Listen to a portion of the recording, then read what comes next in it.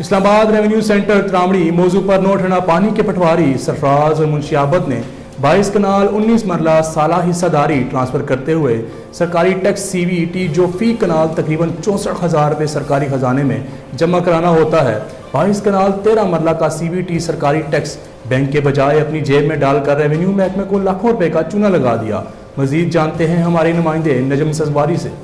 جی بالکل، یہ بہت بڑی کرپشن ایک سامنے آئی ہے۔ موضع ہرنور ٹھنڈا پانی کے پٹواری ہیں، یہاں ترامڑی ریونیو سینٹر میں بیٹھتے ہیں سرفراز پٹواری، چیف کمشنر اسلام آباد جناب عامر علی احمد اور اسی طریقے سے ڈی سی جو ہیں ہمارے ڈپٹی کمشنر حمزہ شفقات صاحب کو، چیمہ صاحب، ان کو فوری طور پہ نوٹس لینا چاہیے اور